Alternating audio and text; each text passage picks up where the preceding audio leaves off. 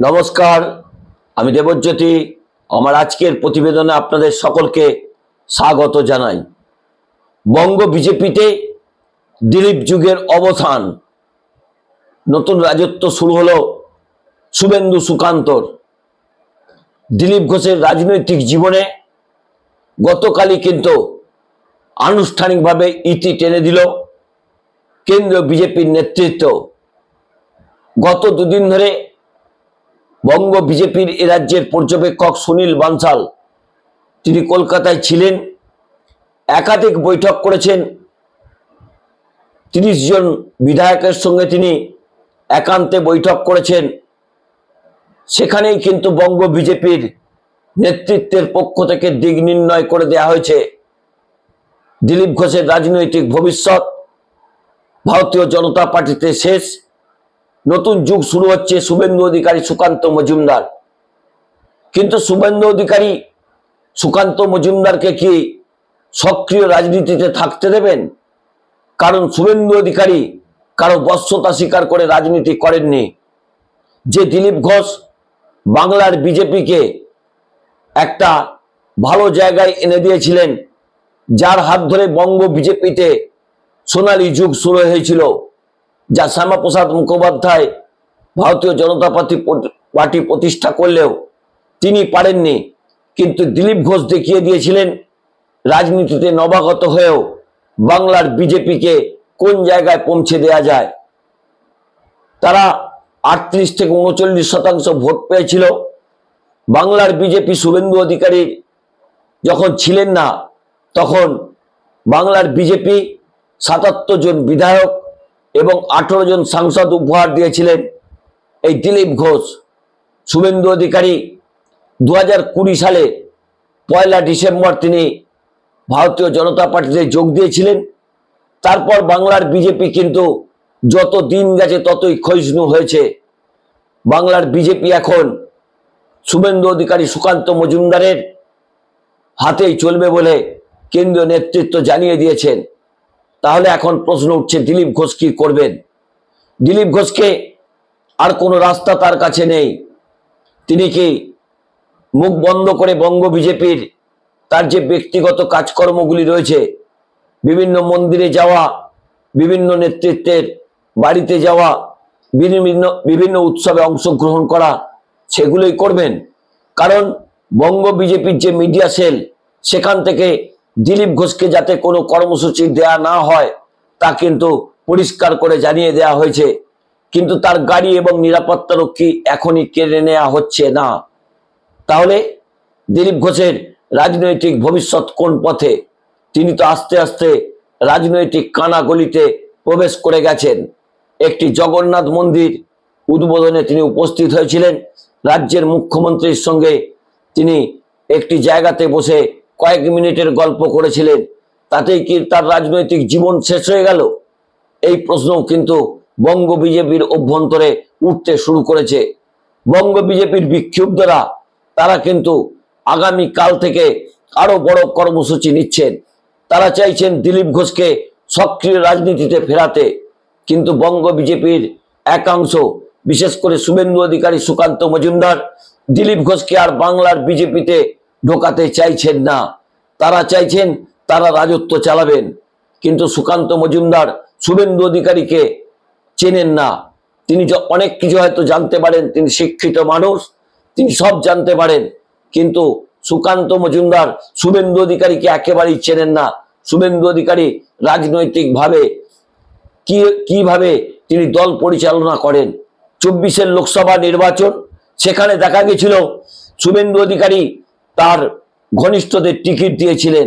যেসব টিকিট বন্টন হয়েছিল তার থেকেই পরিষ্কার তারা সকলেই শুভেন্দু অধিকারীর অনুগামী। ফল কি হয়েছিল? 18 আসন থেকে ভারতীয় জনতা পার্টি 12তে নেমে গেছিলেন।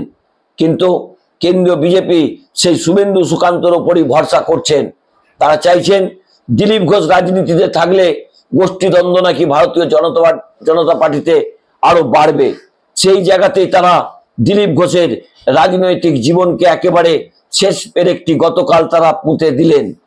কারণ সুনীল বানসাল 25-26 জন বিধায়ক এবং বেশ কয়েকজন নেতৃত্ব তাদের সঙ্গে কথা বলেছিলেন। তাদের সঙ্গে কথা বলে তারা এটুকু ঠিক করতে পেরেছেন যে আগামী দিনে দিলীপ ঘোষকে বঙ্গ রাজনীতিতে আর সক্রিয় করার কোনো প্রয়োজন নেই। শুভেন্দু সুকান্ত মজুমদারই নাকি বাংলার বিজেপিকে ক্ষমতায় আনবে। তাহলে তাহলে দিলীপ ঘোষ কেন প্রাপ্ত হয়ে গেলেন, তাতেও কিন্তু একটা প্রশ্ন রয়েছে। আরএসএস এর সর্বোচ্চ নেতৃত্ব প্রশ্ন করছেন, একটি হিন্দু মন্দিরে যাওয়া তাহলে কি দিলীপ ঘোষের কাল হলো? তা নিয়ে যথেষ্ট প্রশ্ন শুনতে হচ্ছে কেন্দ্রীয় নেতৃত্বকে। কিন্তু শুভেন্দু অধিকারীর দিল্লিতে বড় সাপোর্ট রয়েছে।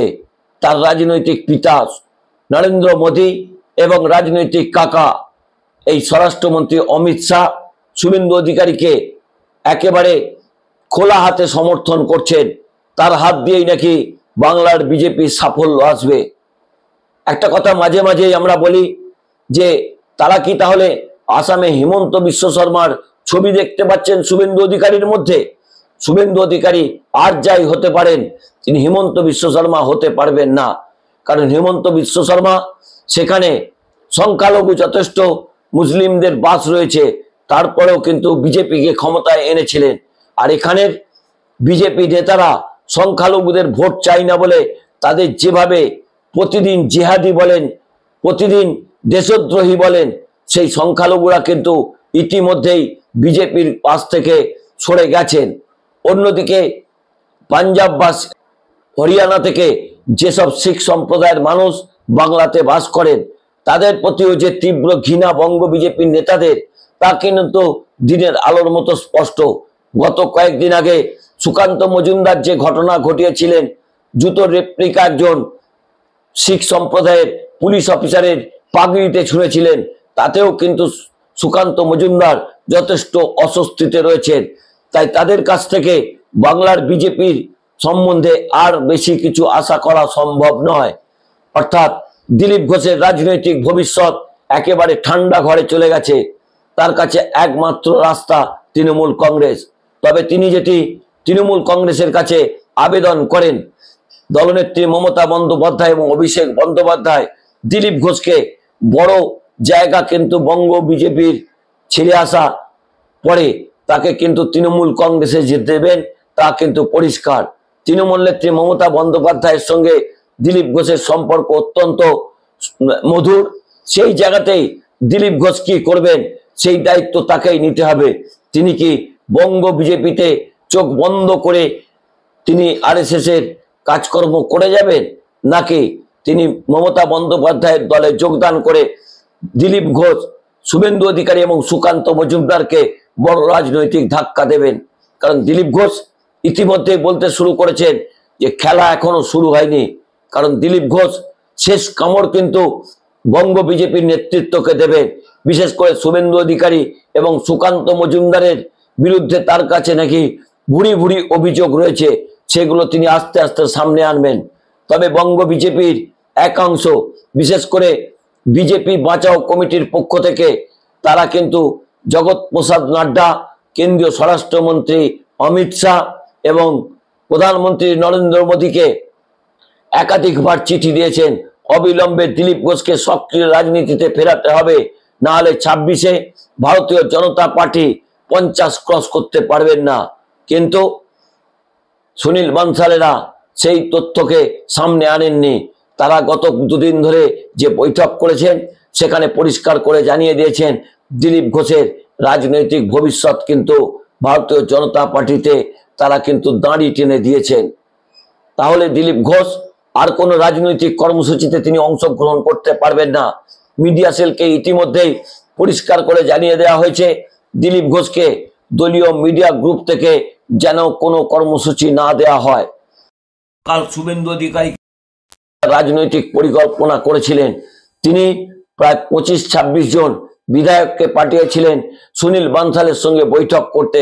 সেখানে তারা কিন্তু শুভেন্দু অধিকারীর পক্ষে দাঁড়িয়ে দিলীপ ঘোষকে যাতে ভারতীয় জনতা পার্টিতে আর সক্রিয় না করা হয় সেই কথাও বলেছেন।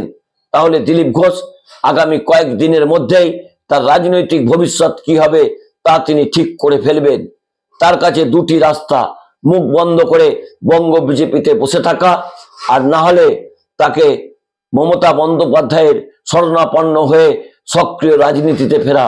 সক্রিয় রাজনীতিতে যদি ফেরেন তাহলে হয়তো দিলীপ ঘোষকে তৃণমূল কংগ্রেস পূর্ব মেদিনীপুর এবং পশ্চিম মেদিনীপুরে রাজনৈতিক কাজকর্মে লাগাবেন। কারণ শুভেন্দু অধিকারীর রাজনৈতিক গড় হচ্ছে এই পূর্ব মেদিনীপুর। সেই পূর্ব মেদিনীপুরে দিলীপ ঘোষ শুভেন্দু অধিকারীকে কড়া রাজনৈতিক চ্যালেঞ্জ দিতে পারেন। সেই জায়গাতেই শুভেন্দু অধিকারীর অত্যন্ত দুশ্চিন্তার হবে যদি দিলীপ ঘোষ ভারতীয় জনতা পার্টিতে ছেড়ে তৃণমূল কংগ্রেসে যোগ দেন। তবে দিলীপ ঘোষকে এইভাবে রাজনৈতিক ধাক্কা দেবার পর শুভেন্দু অধিকারীর মুখে কিন্তু চওড়া হাসি। ইতিমধ্যেই শুভেন্দু অনুগামীরা বলতে শুরু করেছেন পিকচার আবি বাকি হ্যায়। তাহলে পরবর্তী পিকচার কি সুকান্ত মজুমদার? তবে তাকে জন্য আমাদের অপেক্ষা করতে হবে একটা দিন। দিলীপ ঘোষ ভারতীয় জনতা পার্টিকে একটা সুবর্ণ যুগের মধ্যে এনেছিলেন। 18 জন সাংসদ উপহার দিয়েছিলেন, 77 জন বিধায়ক উপহার দিয়েছিলেন। সেই বিজেপি এখন কি করবে? শুভেন্দু অধিকারী, সুকান্ত মজুমদার বঙ্গ বিজেপির কতটা ভালো করতে পারবেন তা জানার জন্য অপেক্ষা করতে হবে আরো কয়েকটা দিন। নমস্কার, আমি দেবজ্যোতি। আমার এই ছোট্ট পর্বটি ভালো লাগলে চ্যানেলটি সাবস্ক্রাইব করে বেল আইকনটি ক্লিক করে আমার পাশে থাকবেন।